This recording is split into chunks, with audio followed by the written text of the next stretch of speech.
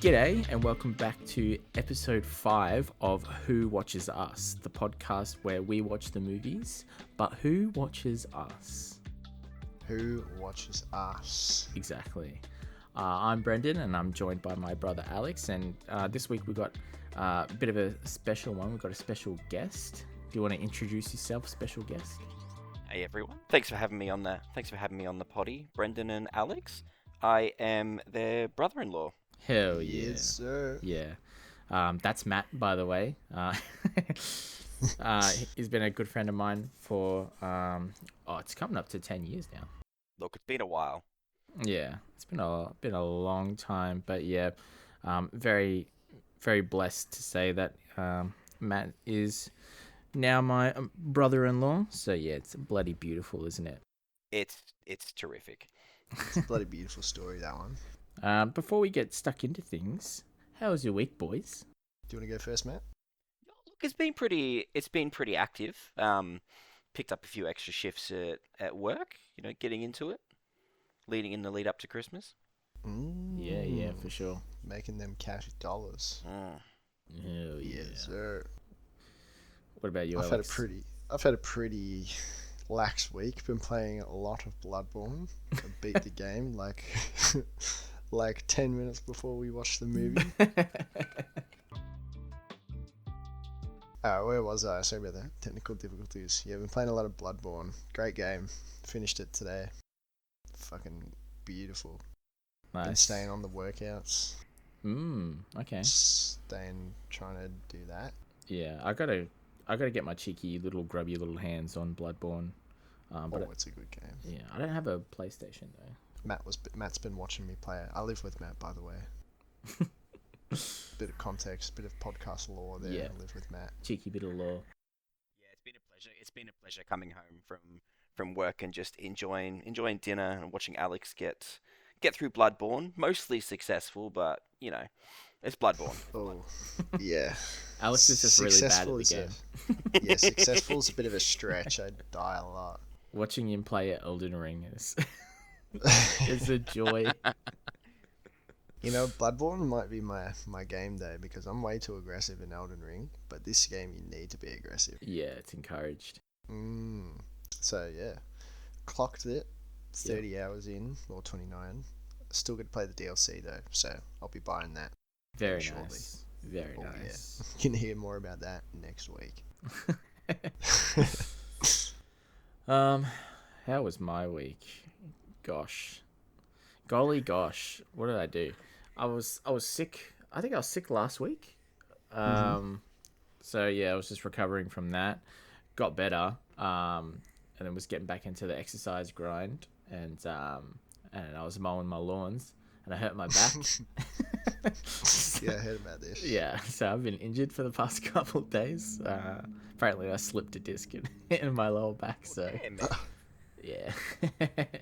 Silly boy, it's been a bit uncomfortable. You didn't do your pre-lawn mowing stretches. Yeah, it was a bit of a oversight. Once you turn 30, I guess you got to start doing these things, but yeah. I went for a walk yesterday for about 5 minutes, and I had to come back and ice my shins because my shin splints were crazy. I'm not excited to become 30. It sounds horrible. It's bloody coming, isn't it? It's coming. I've got a little bit of time, but it's gonna get there way too fast. Yeah, bloody approaches. Cool. So, what movie did we just watch, boys? We watched I Am Mother. We sure did. On Netflix. Sure did. You know who was directing this movie? I don't. I do. I had it open before, and now I have it open again. So this is directed by Grant Sputore. I don't know how to say this guy's name. And it's starring Rose Byrne. I guess you could say Luke Hawker, because I think he was the dude in the suit. And then also starring Clara Rugaard. She played daughter. Was a And dude in a suit? Which guy? I think Mother, like the robot, like a Oh, dude in a like suit. It's not an actual okay. robot. Yeah. Yeah. And Hilary Swank is also in this movie. So Rose Byrne did the voice of Mother. Hilary Swank was in it. Yeah, She was. she was the woman. The woman, yeah. She's named woman in You know in the what? movie. I did not think that Hilary Swank looked like that. Yeah, I've only ever heard her name. I had no idea what she looked like. Yeah. I only know her name because of the one Joey Badass song. Great song. Okay. Great song, by the way. Yeah, I think it was the same situation. I've like heard her name before, but I could never put the face to the name. Oh, right off the top, we should probably probably do this. I think we're gonna forget to do this occasionally, but we're gonna give a spoiler warning. We're gonna go deep into like the actual plot of this movie. I was gonna say lore. I was like, this isn't lore. But we're gonna talk about the plot pretty extensively. So you have been warned. There's your warning. Absolutely. So I want to hear from the guest. Matt, what did you think of this movie? I liked it. You liked it? Yeah. I thought it was a little slow to begin with. But look, I've got some great notes ready to go here. Something interesting. Yeah. I don't know if I should mention it now or sort of a bit later on in the potty because I'm sure it will come up. So I might leave it till then. But like straight off the bat, I started laughing because it opens up and it's in a hallway and it's explaining like the facility or what it is. Facility is called Unu Hawk or something like that. Now, my brain rot instantly thought like Haktua repopulation facility. Oh no. Yeah. Oh no. And then I was distracted for about 5 minutes thinking of that other terrific podcast by a similar name. Yeah, that podcast is great. Yeah. We can't escape it. You can't get away from it. We just cannot escape it. I thought you were going to go somewhere different with that. I thought you were going to go in the Fallout direction since you're a little...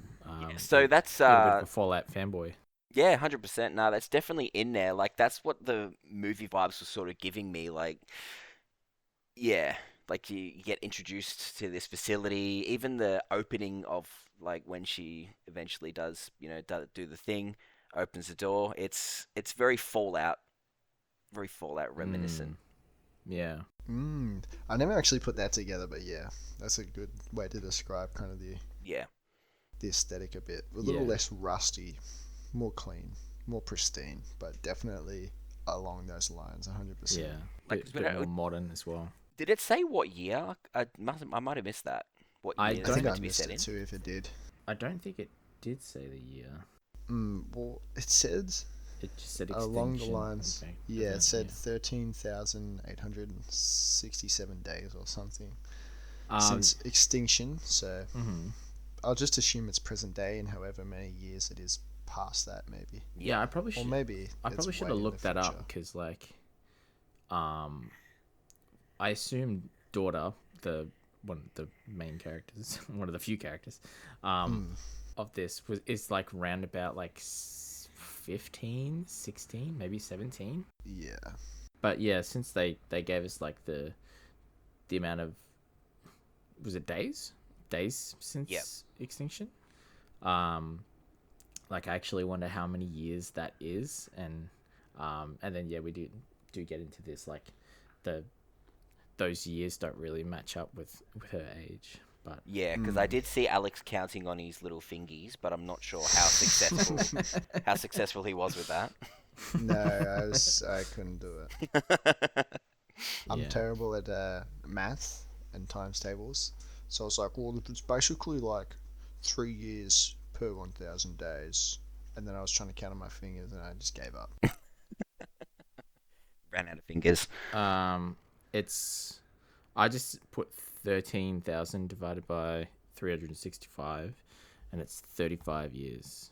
Okay. Yeah, I looked it up, and 35.6 it says near future. Well, that's the AI overview from Google. Also, this AI Google stuff sucks, not gonna lie. Yeah, it does. Quick side note while we're on the topic of like robots in this movie. Yeah. The AI Google shit.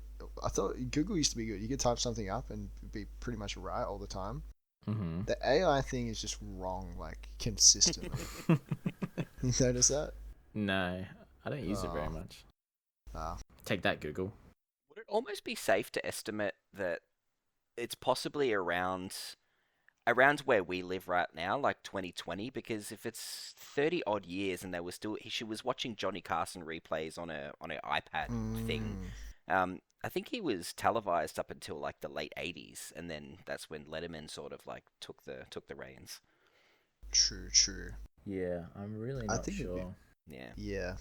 Somewhere in the near future, very advanced, way more advanced robots than what we have now, so we'll just leave it at that. Otherwise, we could discuss this for a long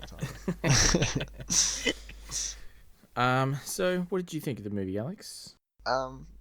Yeah, I liked it. It wasn't, it's definitely not my favorite movie I've ever seen, I'll say that.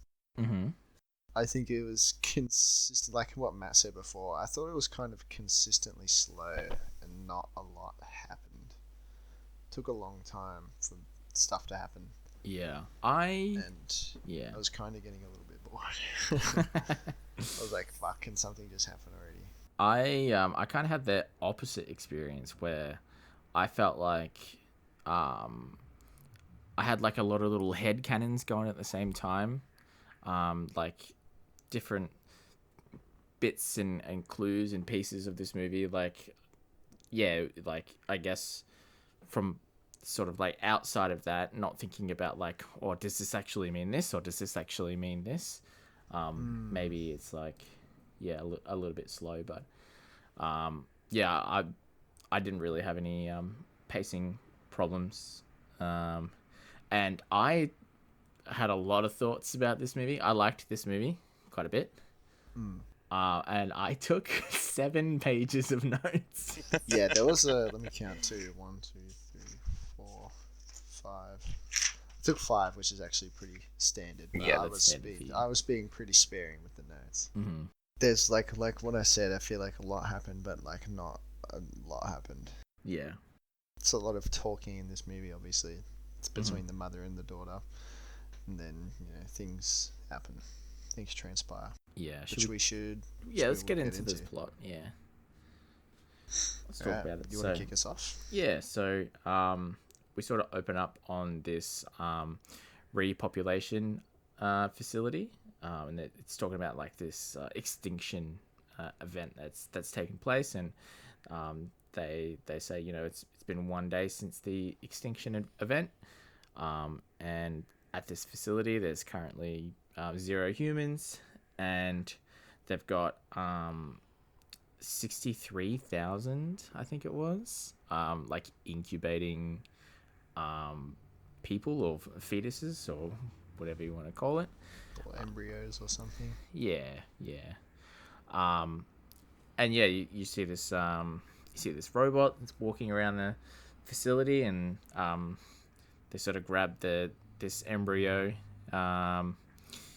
from like the stock or whatever, and they insert it into this little sphere thing. And basically it's like a little like pregnancy sphere. Like it takes a baby to a full term in 24 hours, which is pretty crazy.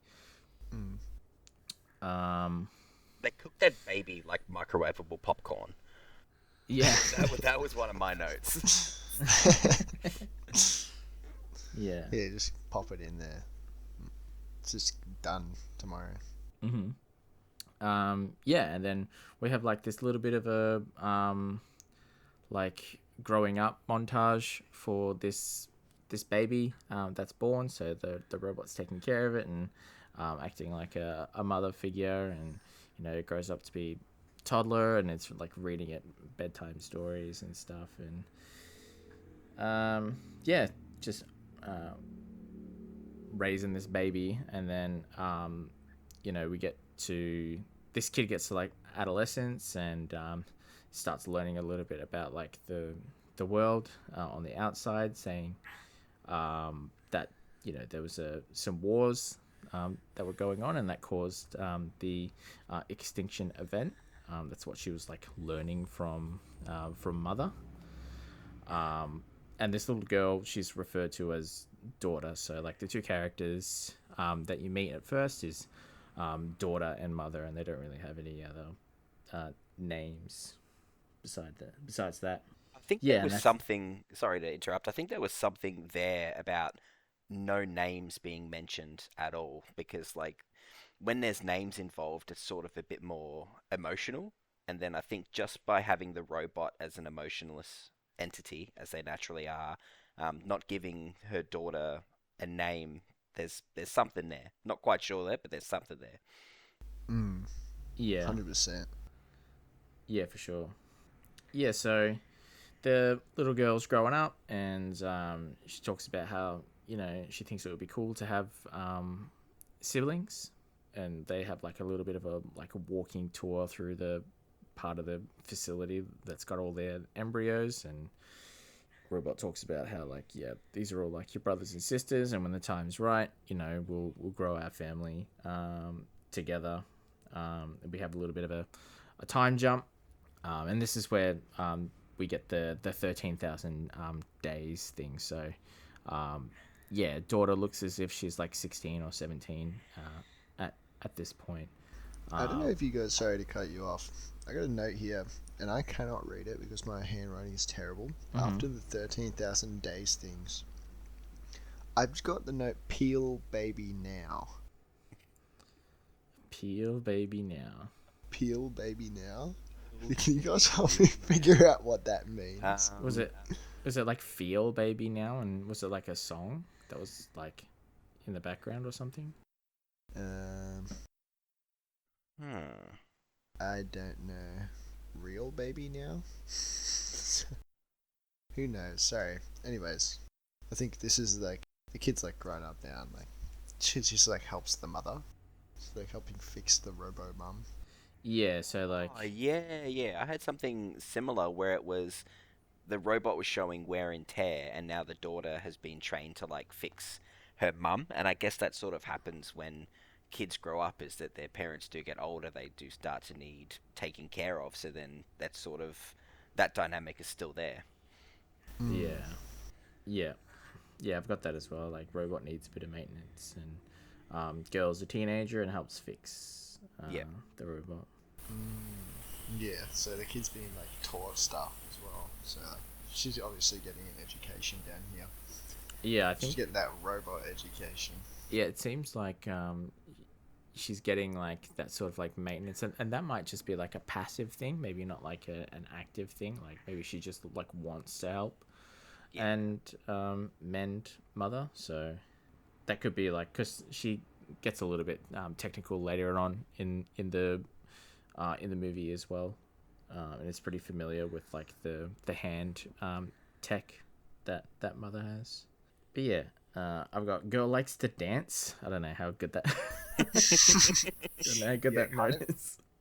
It kind of doesn't come up again after this. Yeah. But it's Mother. Like, yes, for one thing of entertainment. Yeah. For one recreational activity between studying to be the next fucking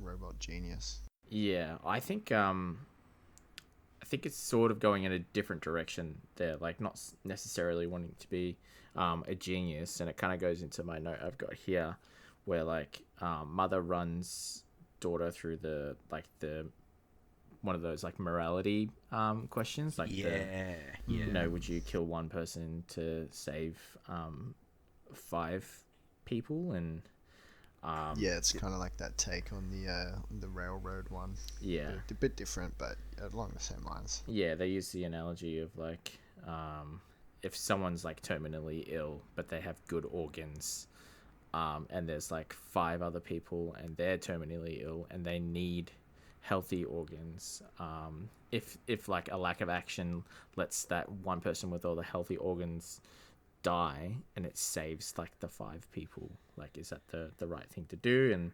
And Daughter's like, what if they're not good people? what if that one person goes on to help like way more people, and the 5 people there like aren't necessarily good people. So you can see like there's a little bit of like morality grooming going on here between like mother and daughter, and like how mother's sort of like testing daughter to be like a good person, because we learn a little bit later on that like that was the plan all along. Like mother's just trying to create new humans that have like good morals, and aren't self-destructive. Yeah, and you kind of find out here too that she's like been a bit spacey lately. Like she's like, the mother asks her, it's like, did you read your book or whatever? And she's like, yeah, I read some of it. It's like she's been paying a little bit less attention. Yeah. Not as studious. Yeah, teenager stuff. I've got the note teaching cunt, because they said something. They said something like, I think it was can't. Yeah, like can't. like they reading can't like an author or something, but it sounded like cunt. So it kind of was funny to me that they were like teaching cunt, like how to serve. Yeah. I don't know. I mean, that outfit that she's constantly wearing, those red pajamas, those are serving cunt. Yeah, that's definitely serving cunt. For sure. Yeah, he's a German philosopher. Yeah, Emmanuel. And then I think there's a bit of a jump after this. Not like just like a huge jump, like maybe a couple of hours later. It's like bedtime. And like I think she's settling for the night, and then something goes wrong with the power, I think. So all the lights turn off. Yeah.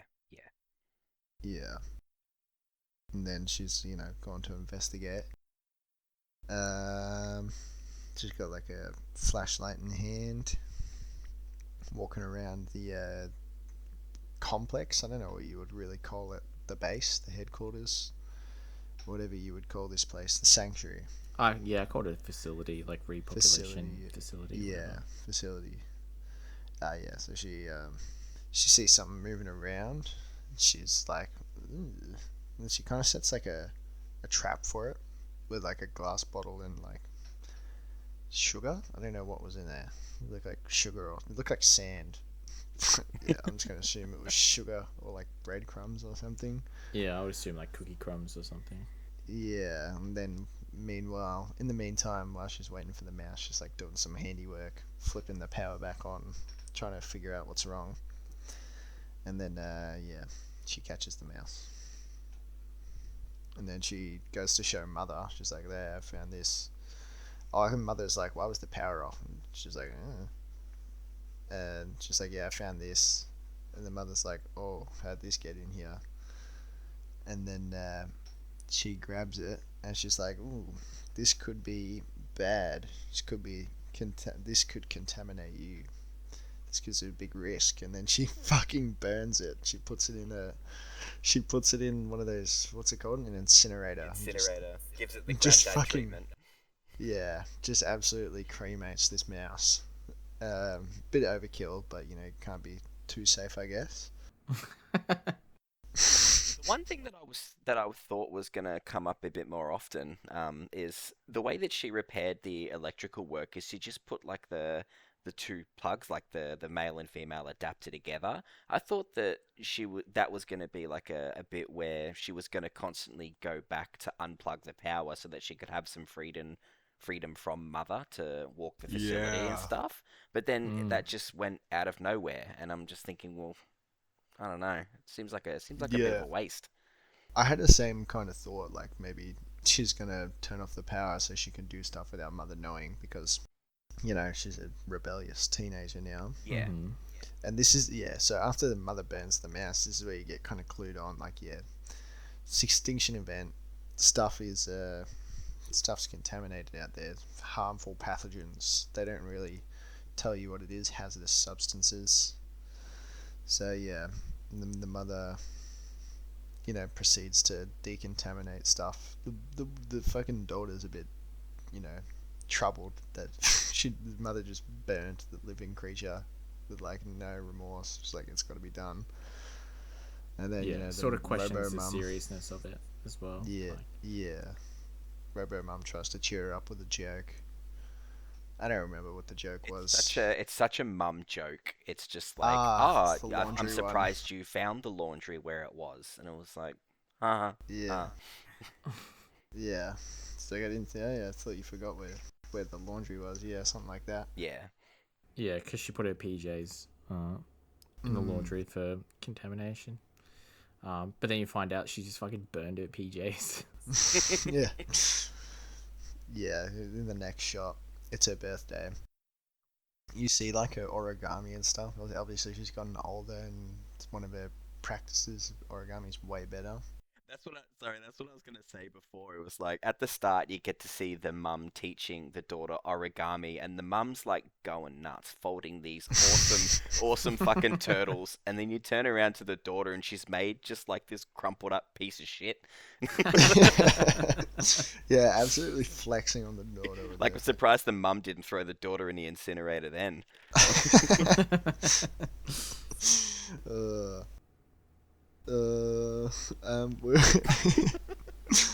Yeah, for her birthday, she just gets another set of pajamas, which is like kind of a shit gift because, like, Yeah. also it's like kind of nice, also kind of shit. They're like, you couldn't just replace these and give me something else. Like getting Like- socks on your birthday. Yeah, well, I yeah. feel like that would be better because it's not like you burned my other socks and then gave me the same socks. Like, I would be like, okay, thanks for replacing the socks and not giving me an actual present, I guess. Yeah. I just thought that was kind of shitty of mother. Yeah. I mean, it's like a real parent gift, though, right? Like, oh, you needed this thing, so I got it Yeah. for you. Whereas, like, I got no problem with that, but it's she only needed that thing because she burnt the other one. yeah, She like, didn't go to what the were you gonna get shops. me if you didn't burn my PJs the day before? Yeah, that's what I'm saying. We got Yeah. out of that one. She just didn't have a gift ready. She just went to the gift cupboard. She didn't even go to the shop. Yeah. What the hell? Yeah, but then you can kind of see that the young woman is pretty troubled. She's like maybe thinking of her mind's in a different place. Like maybe she's thinking of the outside. Yeah, she's Thinking like, about other humans. she also like questions the like the contamination readings as well. Like she wants to see them. And at this point I got like a little bit of a hint of like I wrote robot gaslighting. Like, is mother gaslighting daughter Yeah, the right robot's now? very manipulative, narcissist gaslighter. Yeah. Yeah, because she kind of questions her. She's like, "I've never been wrong. Don't you trust me?" You can hear it in her tone too. She kind of gets a bit more aggressive, a little bit. Yes. Like she's Listen to Such you a shit. It is such a mum thing, though. Like, you question your mum, and it's just like, oh, I'm sorry, I'm such the worst mother in the world. And it's like, oh, my goodness. yeah. Mum gets a bit semi-aggro, and then the power's kind of weird again. So this is a jump a little bit forward. The power kind of gets weird again, but there's no real reason for it. You don't really see anything why it's kind of weird. But yeah, for some reason the daughter's going to investigate the door because she hears something. Yeah, there's knocking at the door.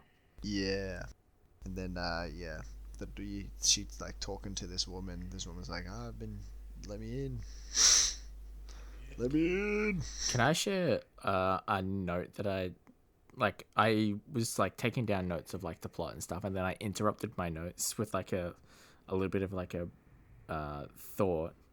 And my thought was, what if this daughter isn't the first daughter?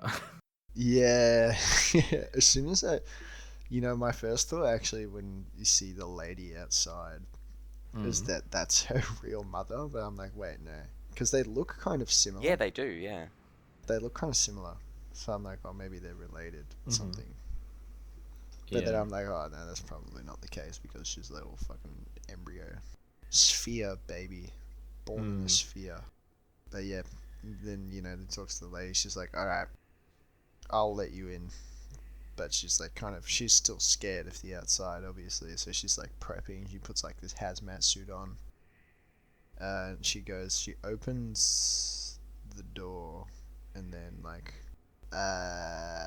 oh no, she gets prepped first before she opens the door. Before she goes and talks to her, she puts the hazmat suit on. Yeah. And then she goes and talks to her. So she like closes the main door, and opens the outside one, like this airlock, and lets her in, and then she kind of traps her in there. And then because the outside door opens, it sets off an alarm.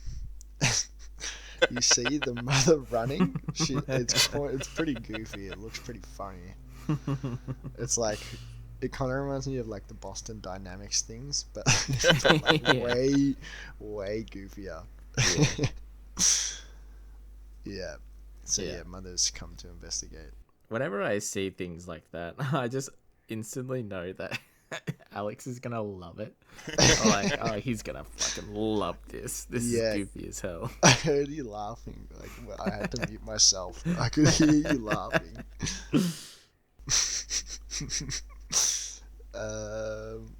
Where are you up to? Oh yeah. So she lets the woman in. She's like, you got to put on that suit, and you need to hide because mother's coming. Mm-hmm. And then mother arrives, and she kind of starts scolding her. She's like, yeah, why would you open the door? Don't do that. She's like, oh, I'm sorry, it won't happen again. She's like, no, it won't. It's a bit ominous, a bit of an ominous threat. Like, are you going to take her privileges away? Are you going to imprison her? Or is that just like, no, you won't do that again because I read. Well, it might be a little bit more sinister now with hindsight. Yeah, definitely. Well, it does. There is like a bit of an awkward pause afterwards, so I kind of got a weird feeling after that. I wrote, teenage girls, am I right? Yeah, so because she, she's been a bit of a naughty girl, she's like, well, since you don't want to sleep, you can go do your exam. Mm-hmm. And then she's like, what are you going to do? She's like, I'm going to go to the lab, and then I'm going to check the airlock. And which is pretty bad because the woman's in there. She's still in the airlock, so yeah. So she's about to do the exam. Mother goes to the lab, do her own thing, So fucking daughter runs to the airlock while mother's not looking. She checks on her. She goes through her belongings a little bit and sees she has a gun. And she's like, she wakes her up because she's passed out because obviously she's like pretty weak and bleeding. She's like, alright, you gotta come with me. But yeah, they go to a place. She kind of hides her. Well, after she helps her a little bit, she's like, you gotta stay here. I'll go get some stuff to help, to patch you up. Yep. And then mother comes to the airlock and she sees that there's a gas mask on the ground. So she's kind of clued on. She's like, uh-oh. Well, that's what you think. You're like, uh-oh, mother knows. So yeah, daughter's in the infirmary grabbing shit. She drops a bunch of shit like a fucking idiot, and she cuts herself by accident. At this point, I had like a little bit of a Jimmy Neutron brain blast. Mm-hmm. And in my notes I've got, maybe the lady got shot by robots outside. Mm. Is it robot wars? And maybe the contamination is people. Oh. That is a brain blast. And then my next note after that is, I was right.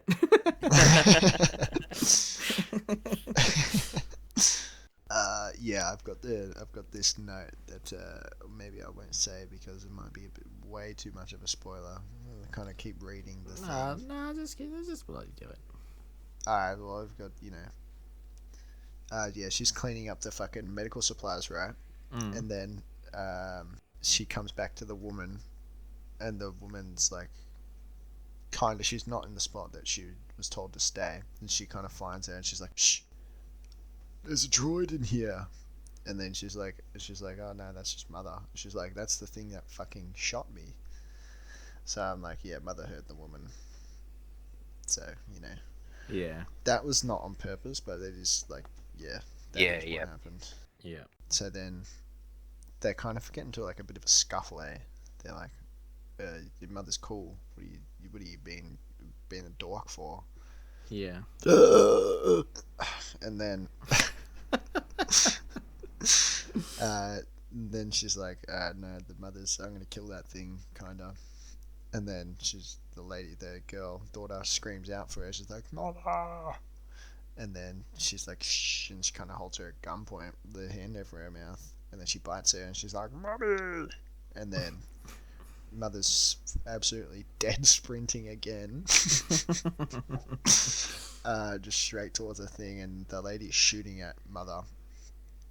And then, obviously it's just fucking robots, so the bullets just kind of bounce off her. I think it does a little bit of damage, but not a whole lot. Yeah.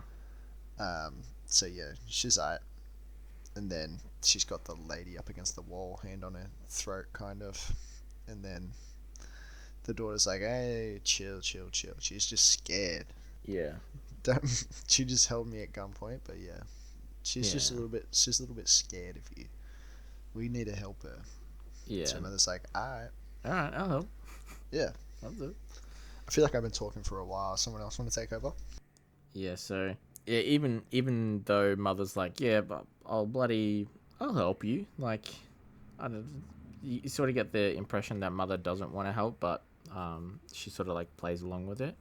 But yeah, this lady like really just doesn't trust Mother in any way. And then I've got the note here: Mother keeps secrets. Knows about the droids, and I lied about the toxicity levels outside. So, yeah, Mother and daughter sort of get into it there about how Mother lied about it. Daughter's having the realization that shit's a bit fucked outside with these like robot and human situation. Yeah, things are a bit dicey. Yeah, and then Mother's like, oh, lucky she shot me like here, and I got shot here because like my CPU is like right here, and then points to his CPU, and I'm like, oh, that's gonna be important later. Yeah. Yeah. Yeah, definitely. Seems a bit like you shouldn't have that on the outside if it's such a vital component. Yeah. I guess it makes a little bit of sense if you need to do maintenance on it. Yeah. But Mother seems pretty chill about it. She's like, I'm happy to help this lady, and if she's got others out there that need help, I'm happy to help them too, as long as this lady is like, nice. Yeah, as long as she cooperates. Yeah. And I think at this point the lady's in the infirmary, with like her bullet wound or whatever. Still suffering because she won't let Mother help her. Yeah. Daughter just shows her like naivety, and she starts rummaging through this lady's shit. Yeah, I've got the literal note, rifles through her shit. Yeah, she's just got like no concept of like personal belongings and privacy and stuff. So she's like flipping through all like these items in this book. It's got a bunch of like drawings all over it. They're just like portraits of people that you assume that this lady knows. Now, the interesting did any other guys pick up on that? The title of the book? No.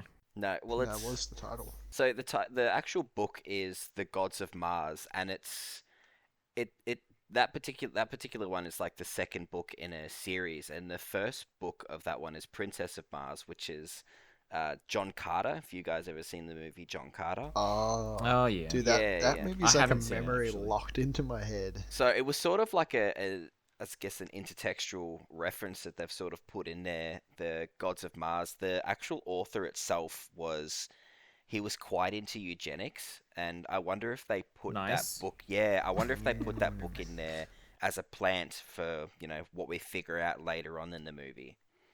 Yeah, definitely. I think so. Yeah, for sure. Yeah, it's a nice little find, nice little spot there. Sure. It's a science fiction book. Like it's a good read. If you take away all of the, I suppose the bits about the author that might not be that might be cancelled lately, but I'm never gonna look at John Carter the same. Yeah. Just eugenics. Just a bit of eugenics. Very good pickup there, Matthew. Well, thank you. Bit of food for thought, eh? Yeah. So bloody daughter, she's like, oh, I like these drawings, and goes to chat to the lady about it. She's like, oh, who are all these people in this book? and this lady gets fucking pissed off Yeah. at this, and like accuses daughter of like trapping her in the facility on purpose, like as if daughter and mother are in cahoots together. So nobody trusts anybody at this point. The other people that sort of trust each other are mother and daughter, but you feel like that trust It's is starting to definitely like break crumbling. down. Yeah. Just every moment, the trust crumbles a little more as the daughter gets a little bit more clued on as to what's actually going on. Yeah. And there's this kind of dynamic between mother and the woman, where the daughter is like being tugged back and forth, being fed different things, and she just needs to do her own research, I guess, to figure out who's telling the truth. Well, like when you're a teenager, you're super impressionable. So like, Yeah. you've got two, let's say parental figures, saying like completely like contrasting things. Like it's very easy to see how, you know, she would get swept up on this because like we're looking at it from her perspective as well. And we don't know what the truth is either. So like we're also being tugged in these different directions, and we don't know who to trust either. The only person we can trust as the audience is daughter, because like we're sort of like embodying her throughout this movie. Yeah, so this lady, she starts to go into a bit more detail about like the outside world and how bad the robots actually are, and she goes into sort of graphic detail about how like they're just like sort of ruthless to the point where like they even like, I think she said like torch babies and stuff. Yeah, like, it's burning babies. Like mother burned that baby mouse. Yeah, which gives like huge sort of like Holocaust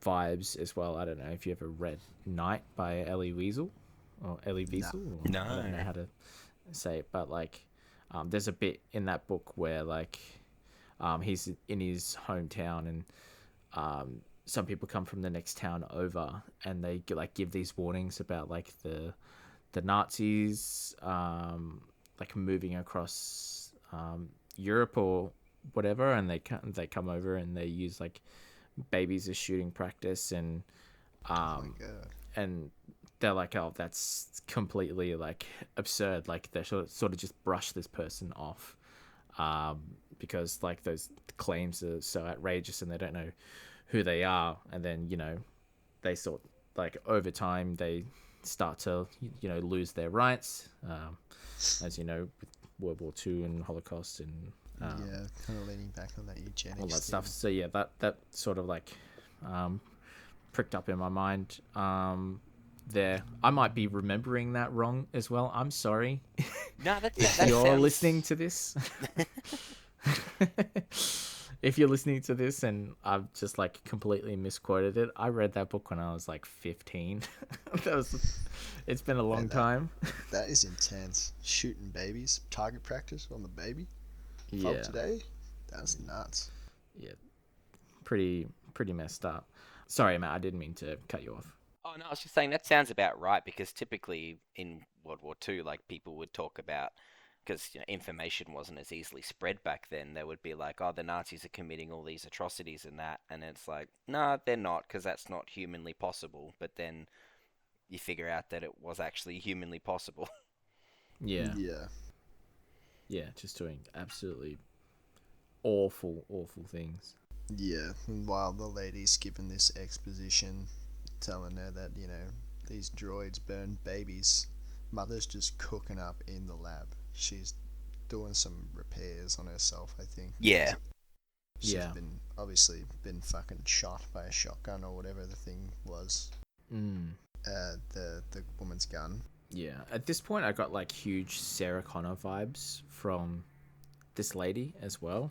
You like, know what? A lot of different things sort of popped up in my brain for this. Like it sort of like Terminator 2. I got the exact same Judgment thought Day. of the Sarah Connor thing. Yeah. That's nuts that you'd bring that up, because I didn't know why that came to mind. Yeah, just it really reminded me of Judgment Day and like her sort of demeanor towards like the Terminator. In Terminator 2, and to the point where I started referring to her as Connor and not just like some lady. So from now on, all of my notes, if I say Connor, I mean the lady. Her name is Connor from now on. Works for me. Yeah, it's easier than calling her the woman because you got 3 female protagonists or 1 antagonist, and it's kind of hard. I've got her and she in my notes so much that it was a bit hard to remember what the fuck is going on and who's doing what. Yeah, I wrote daughter so many times that I don't think I think I spelt it wrong like so many times because I was just like rushing through. It's probably like Dagda. Dagda. Yeah, I got sick of writing it, so I just started writing girl, I think. But yeah, Connor points out something interesting here where she says like the ones outside look exactly the same as mother. Like you sort of have this image at their head, in your head when she's talking about them before, like, oh yeah, but that's not mother. Like there's probably some different sort of robots outside, and you sort of get like a different picture in your head. And she's like, no, they look exactly the same. Yeah, I think there's a little bit of a time jump here. I think so. You see the lady's in like really bad shape, right? Yeah, her wound is septic now. The bullet and like the clothes fibers have like been like in her abdomen for too long, to the point where it's like it's infected. And she got some antibiotics from mother, but because she didn't trust her, she didn't take them straight away, and they like weren't as effective. And it's gotten to the point where she needs to like be operated on, but she won't let mother touch her or come near her, so daughter offers to remove the bullet, because she's been, I think earlier in the movie they mentioned something about like daughter becoming like a surgeon or a doctor or something like that. But Connor's still pretty paranoid, refuses to go under, so yeah, she's awake for this whole procedure, and the procedure's pretty looks like it would fucking hurt. Yeah, they basically need to stick this like long ass tool in there. There's like a drill, and they need to drill into the bullet and then pull it out like that way, because they can't get the forceps or whatever around the bullet without doing more damage to like her internal organs or whatever. Pretty nuts. And bloody daughter nails it. She's a whiz surgeon. Yes. Yeah. I'd hate to play her in Operation. Oh yeah, for sure. I've never played Operation in my life. Yeah, good. Keep it that way. Yeah, I'm looking at that Simpsons Operation set up in the top of the closet. You did touch that. Should we the things I've done to that Simpsons Operation. Should we get into some of your notes, Matt? I know you took some notes as well.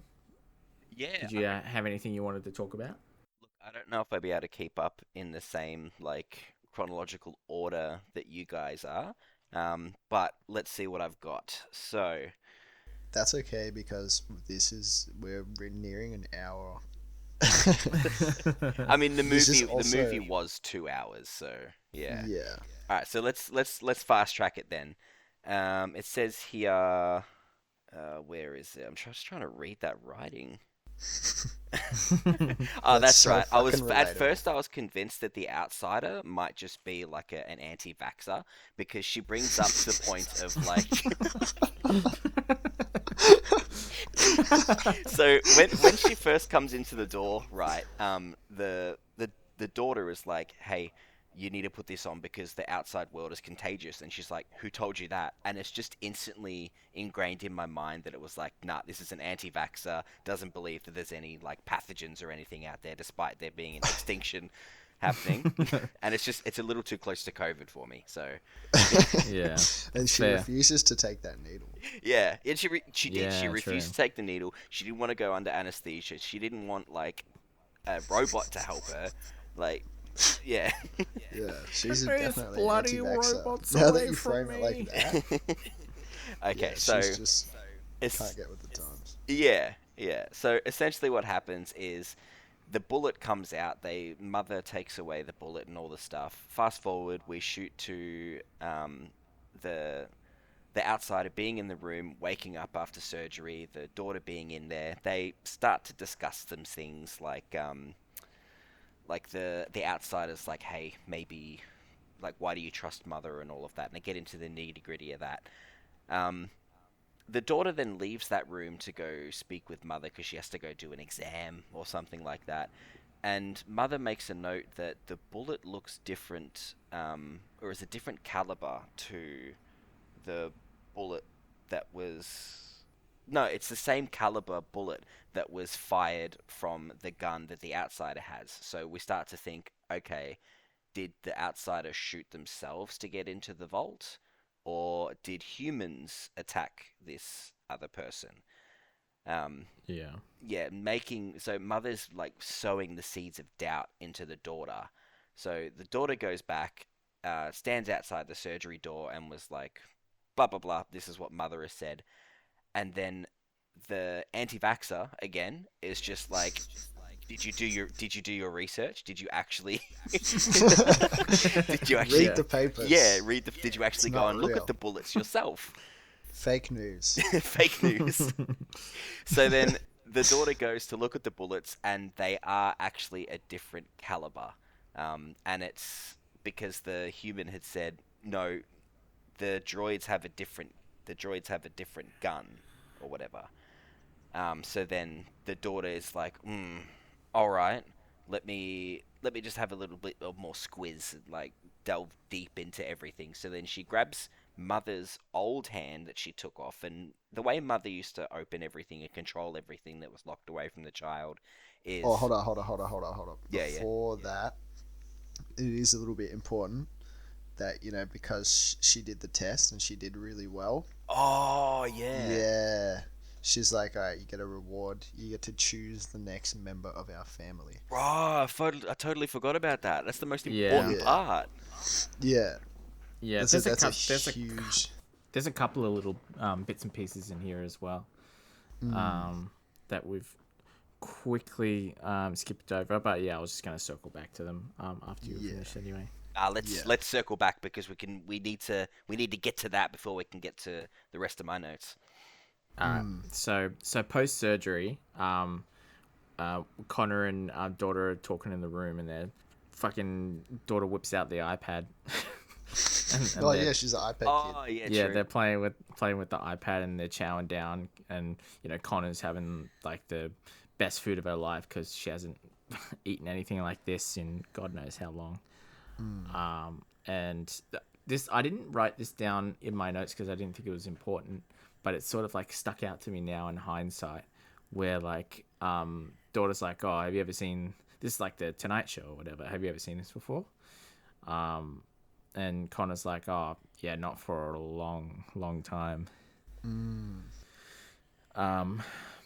But yeah, like they start having like a little bit of bonding time, and then Connors talks about how she lives in these mines, and she was on a supply run with her brother Jacob when she got shot, and Jacob sort of like lured the robots away, and that's how she was able to like come up to the door and ask for help and stuff. And they just sort of go through like each of the drawings, and they start talking about like who's who. And then yeah, she says like it's safer in the mines, and invites daughter to like come with her to the mines. Yeah, that's before she is told about the bullet. Yeah, before all the bullet stuff. So like, yeah, mother gets really stern, and she's like, yeah, fucking Clara, the bullets thing that you were saying before, and then she's like, no more infirmary hangs. Like, you can't hang out in the infirmary anymore. Yeah, go do your test, little bitch. Yeah, do some exams.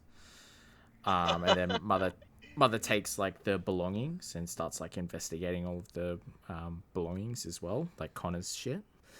And then yeah, like you were saying, mother sort of rewards daughter for the exam stuff by saying you can choose the next sibling. And I wrote, like, is this sort of like manipulation? Like, did mother do this on purpose to keep daughter around because like little bro is incoming? Yeah, it certainly seems that way. Like, we got a new member of the family now, you need to be really present. Yeah, like trying to get her to stay, like giving her something that she's wanted for a long time, and she's sort of like been stringing her along for a while. I wonder if that was another morality test, because just to see if the daughter was excited or not, because when most, like, I'm gonna say half of the kids out there that do want a child, they do then become like, they, how do I put it? They're excited for the child, but then they hate that they don't get the same amount of attention. And I wonder if that was another morality check to be like, do you want to choose your next sibling? And it was like a test to see what sex they may choose, if they were actually excited to choose the child, or if it was a chore. Yeah, good point. Yeah, definitely could have been like more tests.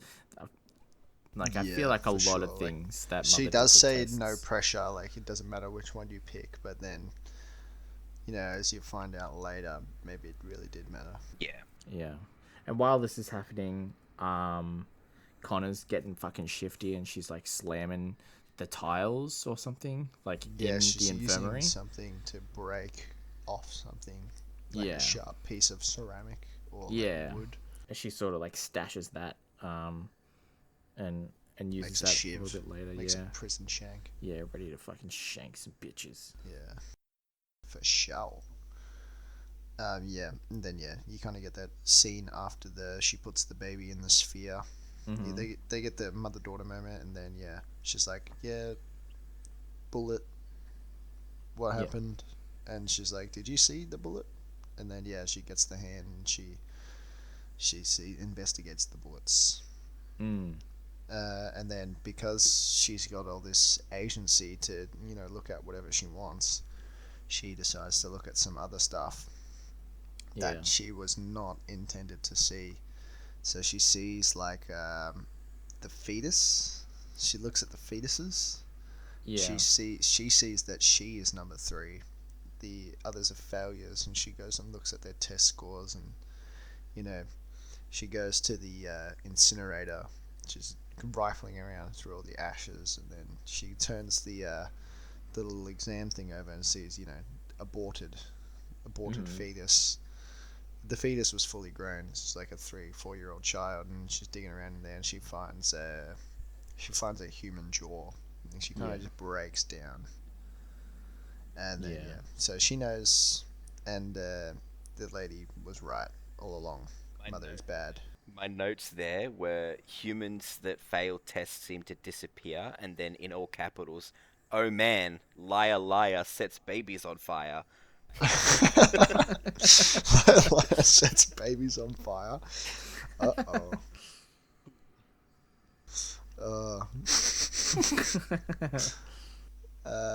So she goes to talk to the woman, and she's like, we gotta go. And then she's like, I'm not leaving without baby bro, little baby boy. And she said, like, we gotta wait. And then because like they're still in that 24-hour like incubation period or whatever. And then there's not really much else in between that. She's just like trying to get on with the plan. So she goes to the little baby cooker place. She's like, wants to mix up some formula because the baby boy is going to be done any second, or you know. She's grabbing like supplies to run away. Mother comes in. And it's sort of like this tense scene where like mother's like asking questions that she's got the answers to. And I thought this a little bit earlier when Connor was like septic. Mother was like, oh yeah, your bloody temperature's 39, like you're struggling over here, you've gone septic. And at this point I was like, well, you look like you're in really bad shape right now. I'm like, well, if she can detect temperature, she can probably like detect heartbeats and stuff. And sure enough, mother's like, oh, your anxiety levels are like through the roof right now. Like, feeling a bit anxious. And yeah, bit of tension there, and you sort of get the feeling like mother knows that daughter is lying. Yeah, the daughter does not do a good job of covering it up. She's like fucking shaking and shit. She's like, oh, I'm just really excited for the baby. Yeah. But she's like tweaking out. She's like fucking shaking and just rushing, and it's not like her normally, so obviously it's pretty obvious that something is wrong with her. Yeah. Which, you find out your mother likes to burn babies, so you probably wouldn't react very well either, but... Yep. Yeah. Yeah, now that I think about it, I think you're right. Yeah, but, mother knows. She Mother does. knows best. Just mother knows best, so she kind of walks out the room, and then, but it's a little bit too late. She's like, Mama, where are you going? And then she locks the door on her. And then she's like, oh, Mummy, let me out. And you kind of get this scene where she's just banging on the door, and mother's walking to the woman's room, or the infirmary. Connor? Yeah, mother's walking to Connor's room. And, you get this scene where she pulls out like this liquid nitrogen tank, and she's trying to smash the door with it, because it's like a glass sliding kind of science door. I don't know what you'd call it, like a reinforced fucking glass door. It just looks like the supermarket like clear glass doors, yeah, right? But it's probably like, it's obviously industrial like strength.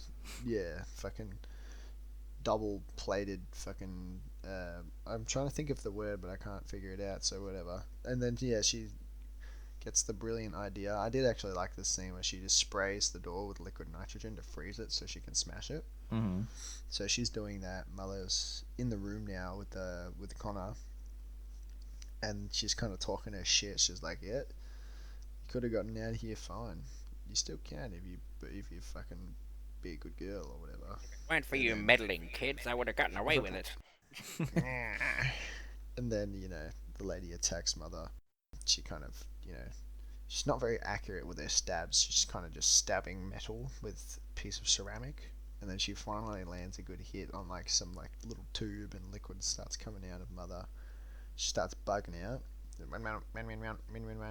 thing where robots kind of repeat what they say. It's all broken and shit. Mm-hmm. Because mother's a fucking robot. She's obviously way stronger than just a human. So she just pins her up against the wall. Just like, where's the mines? Where are they? Yeah. She like tortures Connor. Yeah. Like she does. She gets a little dirty robot finger and puts it in the bullet hole as well. Oh, I missed that. And twists it to try and like torture Connor and get more information out of it. You're like, oh, okay. Ooh, that's brutal. I did not see that. But yeah, the daughter breaks out, so mother's like, well, I gotta take care of this first. And then she sets off like a fire alarm or something like that. Yeah.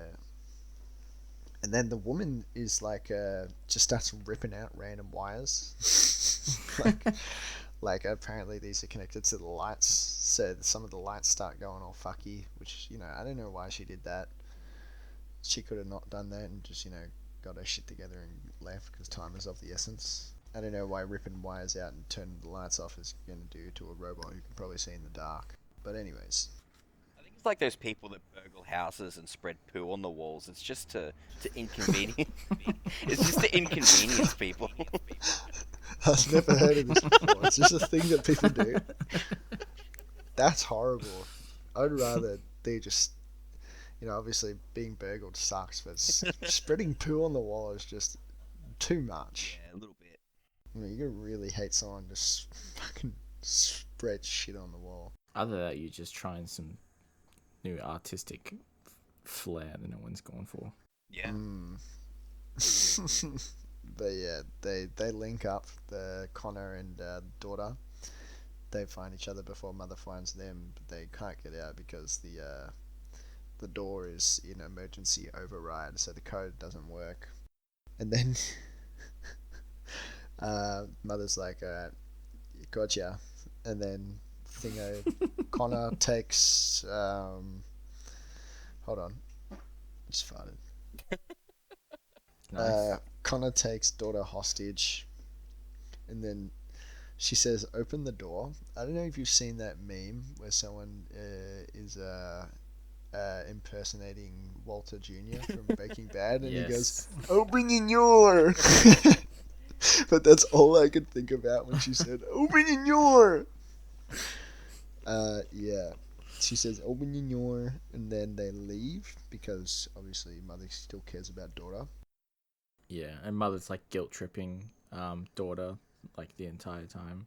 Yeah. And kind of like takes daughter hostage as well. Like she's got the little ceramic thing to her neck as well. Like Yeah, she's sort holding of a shank to her throat. yeah, forcing mother to to open the doors.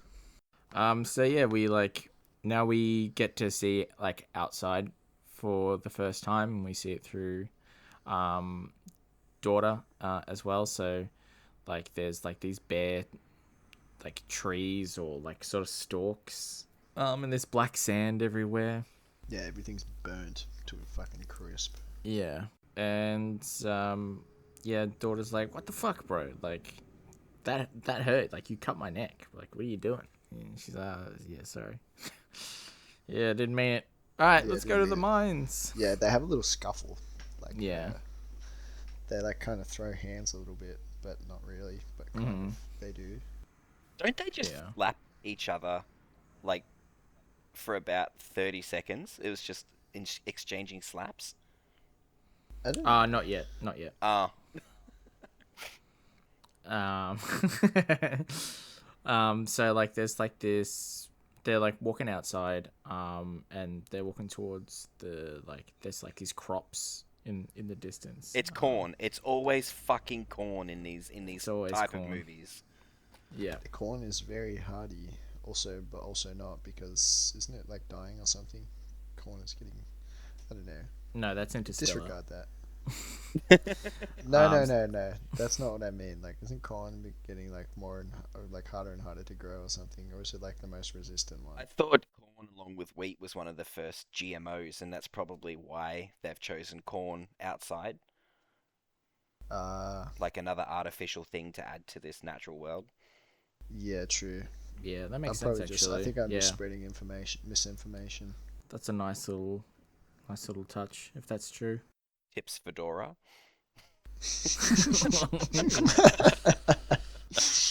Yes, lady. Well, So- actually, So yeah, they're walking outside on the black sand, and then like this flying machine sort of like comes up behind Kind them. of looks like a giant pelican from Halo. Is that what they call Yeah. it? Yeah. And they're like, "Oh shit!" And so they run towards the crops, and they hide in the corn. Can I say something real quick? I hate Yeah. when movies do this. What?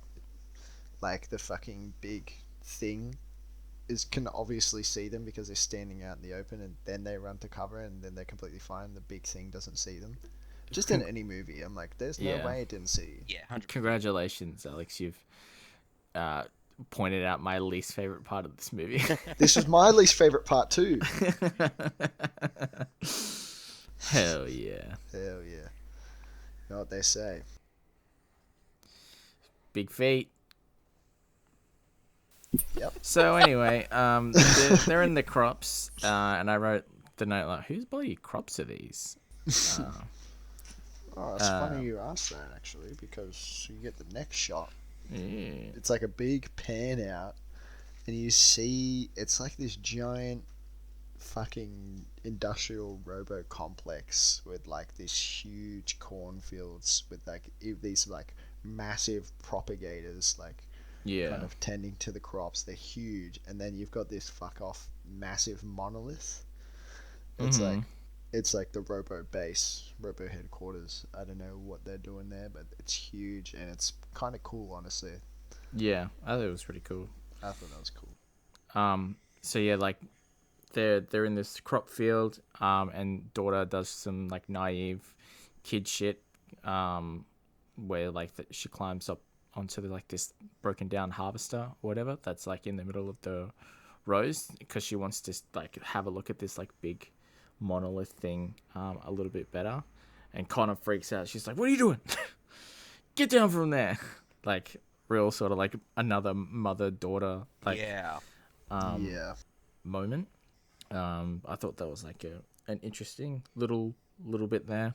And then we just have like a couple of firsts for daughter. Like she has her first like beach moment. Like she's just sitting on the beach and looking out at the waves and stuff. Stepping on the beach. Yeah.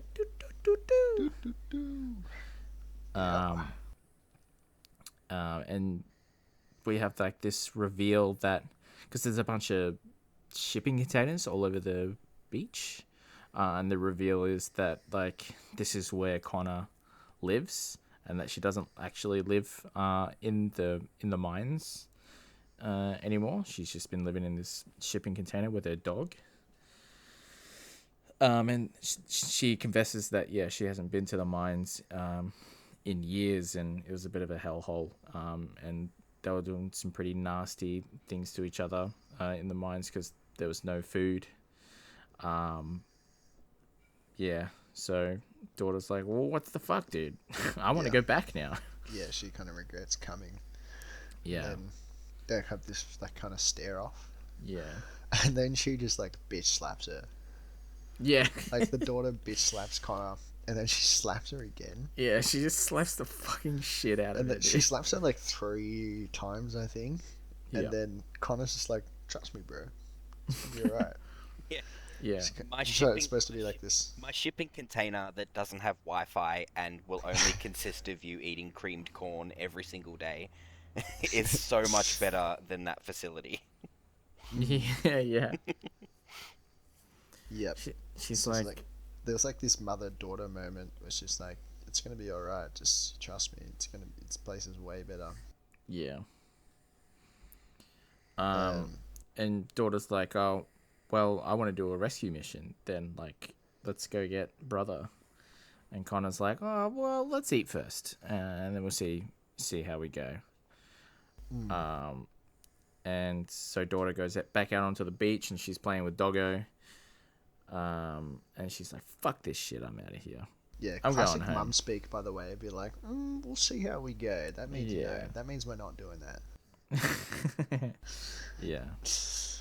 That means I'm gonna distract you until you forget about it. Mm-hmm.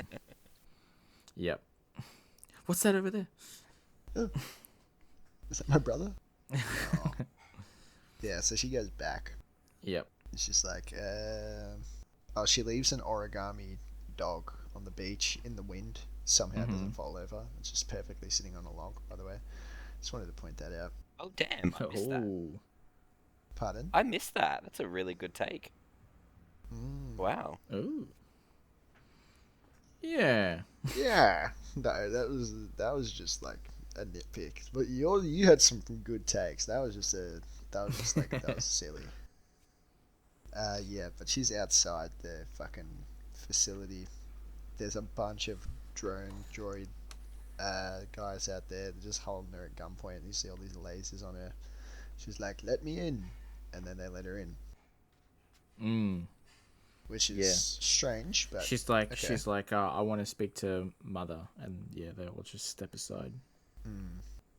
So she goes in and she breaks. Does she break the lock? So they can't come in.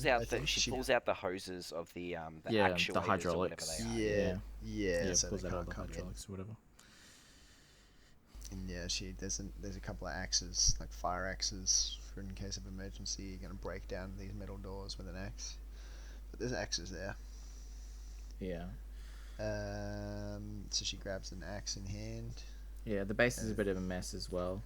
It's and you hear baby bro crying in the distance. And daughter's sort of like freaking out. Yeah. Like she's sneaking around the facility. What the fuck is this note? Oh yeah, she's also got an axe as well. Yeah. to go up Yeah. against this droid. Mm-hmm. Yeah. Like a shotgun didn't do anything, but an axe will. Yeah. I mean, I guess it would work if she just hits the thing, I guess. Mm-hmm. But yeah. Yeah. So, mother reveals like she's like, I'm glad you're back. Like, daughter's trying to like sneak around and sneak up to mother. Like, mother knows she's there like the entire time. Yeah. And we sort of get into the bit where mother says like the extinction event was it's related to like the droids. Like the droids were the extinction event because they were basically humans were destroying themselves and they were just like speeding up the process. Yeah, she basically wants to be like Robo God because she's asking her why she did it, and she's like, "Oh, the humans are so self-destructive, so I just wanted to, elevate." Yeah, and the plan was to raise some new like good humans with morals and everything. Yeah, a better society. It's kind of like you know, it's kind of like the understandable villain. Like, humanity sucks. Mm-hmm. I'm just gonna tear it all down and build it back up better this time because I'm a robot. And she said it was inevitable anyway. Like, Yeah. she could see that it was going to happen. She was just speeding it up. And I think that's where the morality question at the start comes back into play, where it's if you're willing to sacrifice life for the better of more people.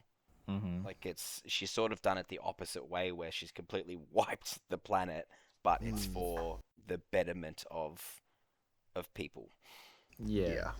She said like her number one priority was like the well-being of humans, or something like that. Which I guess is not untrue, but it also kind of contradicts her actions up until this point. Yeah. So yeah, we daughter's trying to get closer to mother, and she's like, "Oh, I want to hold little bro," and mother's like, "Well, you got to put the fucking axe down. You need two hands to hold a baby." So passive aggressive from a robot that can't like have emotion. You gotta put the axe down, stupid. Yeah, rightfully passive aggressive about a fucking just a dipshit teenage daughter at this point that's like completely rebellious. Yeah. Yeah. With an axe. And this is where daughter confronts mother about like the aborted children that she learned about and found the remains of. And she was like, "Yeah, man, I was just trying to make like the best version of you, like I was just trying to find like the best version of people and we have like a second reveal that because mother's like, oh, if you kill me, if you shoot me right now, because I don't remember how she gets a shotgun, but she does. Yeah, I also don't remember that. Because she's holding little bro, and then picks up a shotgun and is pointing it at mother's CPU, and mother's like, "Hey man, this is just like a body, like I'm not just in mother isn't just this, like mother is all of this," and you have the reveal that like mother is the one that did all of it. Yeah, everything is mother. Yeah. So she kind of is like a machine god. Like she's just all this. She's like kind of got this. She's all powerful basically. She's not going away. She's this huge hive mind controlling all these little fucking soldiers and robots and stuff. Yeah. And like while this is happening, like the robots from outside are trying to break in. Like there's this huge cannon that's like, well, it's a cannon like thing. It's like lasering off like the bolts off the door to try and like break in. And daughter's just like begging, like, just like, you raised me, like I've been raised, just give me a chance, like let me let me do what you like taught me how to do. Just like leave me be to do this mission. And mother's like, yeah, right. Yeah, literally. Yeah, right. And for some reason, daughter needs to shoot mother to do this. Does the mother pull the trigger, or does she pull the trigger? She pulls it. Mother moves the shotgun like back up to point at the CPU because I think she dropped it down at some point. But yeah, daughter kills mother, and then like cries with little bro. Firing off a shotgun in a baby's ear. Yeah. Which I thought that was a bit irresponsible. Yeah. Also, I didn't like that the mother was just like, okay. Yeah. That literally in my notes it just says, bargaining, says she can raise baby. Mother says okay. Mm-hmm. I think that's just because what I got from that is that all mothers must pass the torch, you know, because there comes a time when their babies do grow up and have their own babies, and then the mum is like, hey, you should, you know, sort of is there, it's like, hey, you should do it this way, you should change the nappy this way, you should do it, this is the way that I did it, and then eventually the child is like, you raised me, I know how to do this, let me do this. And then I feel like the killing of the mother was sort of symbolic in that same way, where because the mum says, you know where to find me, and she's like, I won't need to find you, like you've raised me well to continue on your legacy, essentially. Yeah, true. But also, let me just say this. Let me just say this. Yeah, let me just say this. Watching this whole movie was just like watching Alex's villager breeder farm in Minecraft. Like, Alex built this massive facility in Minecraft to breed villagers for a specific purpose, and if they don't suit that purpose, he incinerates them. No, I drown them. It's different. Yeah, much better. Yeah. Oh my god. But they're just taking up space, not contributing. Actually, you know what? I'm on mother's side now. But yeah. Yeah, mother's dead. Not really. Mother's dead. She's the body. Yeah. But you know, she's fine. She's still alive. And you see that 2 seconds later when Connor is going through her bag and she finds what looks like a tracking device, and the door's kind of swinging open and banging against the cargo, the shipping container because of the wind, and then you hear the door stop hitting, and then she looks up, and then guess who's there? It's Mother. Not Mother, but one of the droids has come to pay her a visit. Mm-hmm. And then I think this is where we find out that she's baby number one. Yeah, that's what I was thinking as well. It was a little bit ambiguous. I don't know if I'm just stupid, but yeah, no, I got that as well. I wrote mother is ominous. Is Connor an escaped daughter? Yeah, it's almost like they know each other. Yeah, and like it makes me think Connor's behavior up to this point very reasonable. Yeah. Yeah, I get that. Yeah, and it makes me, if you remember, like when Connor's like, "Oh yeah, I remember watching this like a long time ago." Like if she only looks about 30-ish, and I think it's only been how many years since 35 years. Oh, dude. Yeah, so maybe she's the first one. Yeah. I think that tracks. That's my headcanon. I think that's what the movie's trying to say too, but that's really interesting, because the thing that confused me a little, which I'll probably Google after this, is that if she is baby number one, she had makeshift rosary beads, like she's made the cross and the rosary beads out of like a twine, and she's seen constantly gripping it for faith or whatever. And then in the shipping container, there's a little altar, and even the mother touches the little statue of, I think, the Virgin Mary. If she is baby number one, Did Mother teach her of religion? Religion, yeah, maybe. Yeah. Either that or like whoever raised her, like after that. Yeah. Because she said she was an orphan. Yeah, right. Because True, true. the other sort of thing I got as well was like massive Paradise Lost sort of vibes from it, where the child is given like she's not given it, but she's received a hand from Mother to access stuff that she shouldn't have, which is like all of the files and stuff. I guess you could sort of see it as like the tree of knowledge.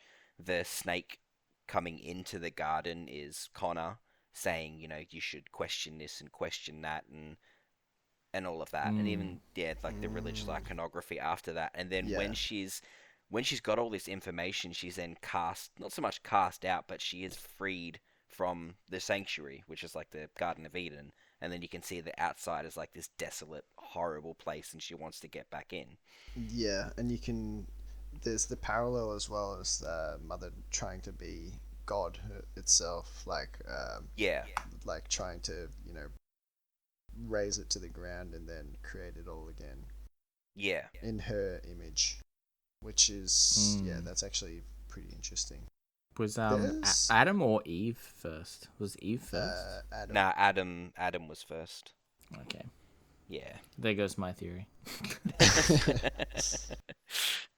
That is some food for thought. This movie's got a lot more iconography than I thought, and actually it goes a bit deeper than the surface. Which is actually kind of changing my opinion about it. Like, it does have some pretty cool themes, but it was a little bit boring at some points. Yeah, I think the only other notes I've got is that, like, daughter, you see this scene where daughter's singing to brother and he's being a cute little baby, and then daughter walks into like the part of the facility that's got all like the like incubated children or whatever, like the embryos or whatever, and then I think that's where they roll credits. Yeah, she becomes Teen Mum from the show Teen Mum. Yeah, so you kind of see the cycle start all over again, but real person this time, I guess. So in a way, Mother got exactly what she wanted. Mm-hmm. So it doesn't really matter. Yep. Which is cray cray.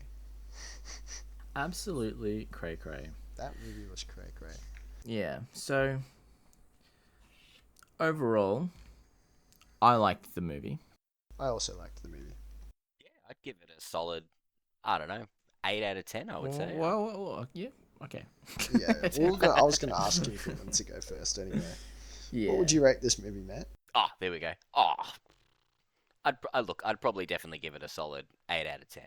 Oh, yeah, that's pretty good. Oh, that's pretty good. Nice. What about you, Alex? Brendan? Well, I asked you first. Well, I feel like we asked each other at the same time. You just finished your sentence first. What about you, Matt? Look, I give it a solid 8 out of 10. Oh, okay. Oh, it's a nice rating. What about you, Brendan? Ah, fuck. I also gave this an 8 out of 10. Nice. I think I will give this movie... It's hard to say. I mean, you should have had it in your head before. I did have it in my head.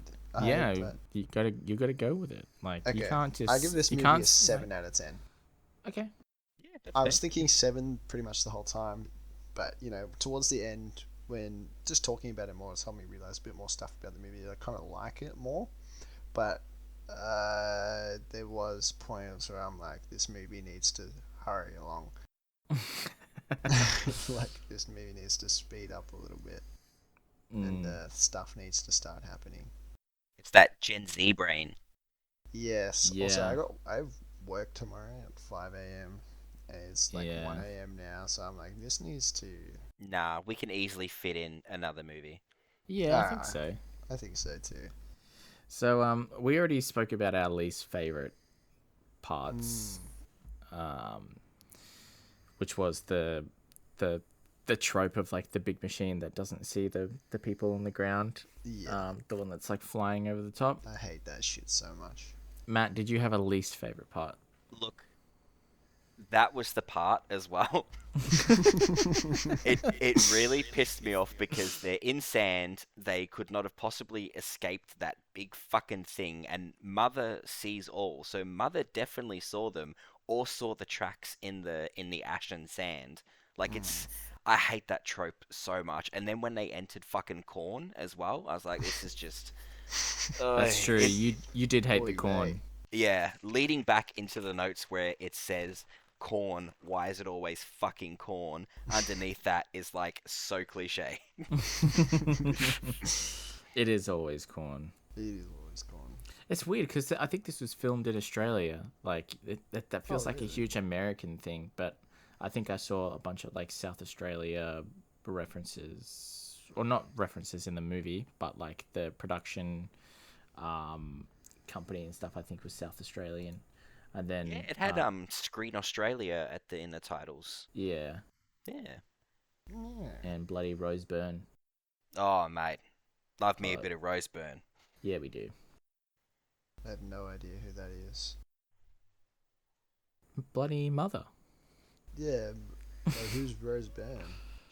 She's a terrific actress. She's in Insidious. She's in a little Australian movie called Takeaway with Vince Colosimo. You guys should definitely check that. You guys should definitely check it's that out, you her. listeners. She's like in a little known Wasn't she in movie that called ad? Star Wars Episode Oh yeah, 1. Star Wars episode, yeah. Oh, it's her. I know her. She's very You pretty. do now. Okay, favorite part. What is your favorite part of the movie, Alex? I think I like it's literally the worst thing followed by the best thing, which is like the shot of just the monoliths and the big fucking machines. I thought that was cool. I thought, that the kind of tone or the kind of themes that set the tone for the movie, like the background, what's become of Earth. I always like that type of shit, like cool shit like that. It's cool to me because it's cool shit. You know what I mean? Yep. Yeah, fuck yeah, Yep, just like cool shit. just visual, cool, sort of awe-inspiring. Yeah, I thought that was like pretty Vista. nifty. I did like the scene where she used the thing, the what's it called, nitrous. Yeah, that's true. You did like that bit. I did a like lot. that bit. I thought that was cool. I don't know why they got nitrous oxide just there, but they do. So I thought that was clever. What about you, Matt? I really loved the intro, not so much like the where it says extinction level event, blah blah blah, whatever, but just seeing Mother, like, I don't know, impregnate the machine and then see the child grow and still have a childhood. Like, I love that. I think love's a wonderful thing, and I love seeing that. Yeah, it was very cute. I also liked it a lot. Yeah, I like And that of she put the course- stickers on the robot. That was cute. Yeah, that was another cute little touch. All the little stickers to make her mother personal. Mm-hmm. And of course, it reminded me so much of Fallout as well, like the intro to Fallout, sort of like the intro to Fallout 3. Where you're raised in the vault, you grow up, and then you leave. Yeah. Yeah, I didn't realize it was a vault at first. I thought it was a spaceship. I thought they're in space, like heading to a new colony or somewhere new to colonize a new planet because Earth's gone to shit. I thought Hey, that would've was made the sense too. setting. I thought that was the setting initially, and then I realized it's kind of like a bunker facility, which is also cool. I also dig that Yeah. For sure. for sure. Yeah, I also thought when there was like the world was hazardous, I thought the outside was going to be like, when the sun is just fucking scorching hot and like the earth is just fucked. Like it's like a scorched earth, Yeah, like But that's been done Dune before. or Mad Max. Yeah. Yeah.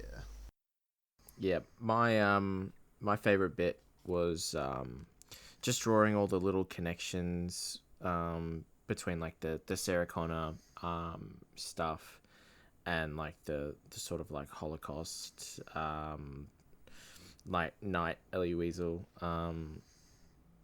sort of just those sort of like tones and yeah, just how do I phrase this, just like drawing those parallels.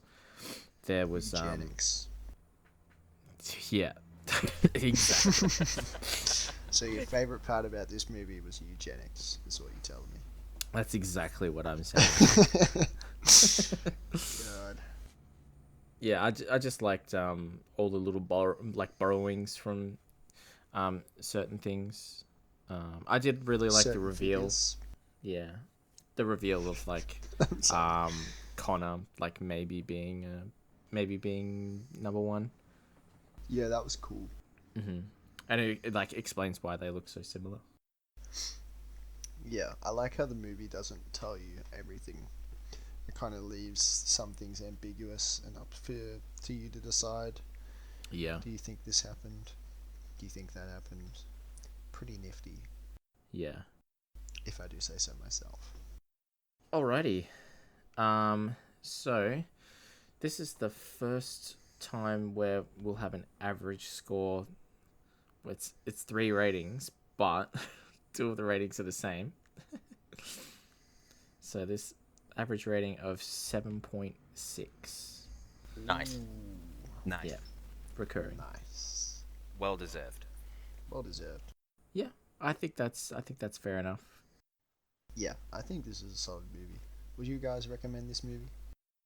I would recommend this movie. I don't think it's something you can always sort of just like sit down and watch. Like you got to be in like this sort of sci-fi mood for this. So if you're looking for an interesting sci-fi movie to watch with a couple of friends, or if you're just in a sci-fi mood yourself and it's like, you know, you're just unwinding from work or something like that, you could probably watch this.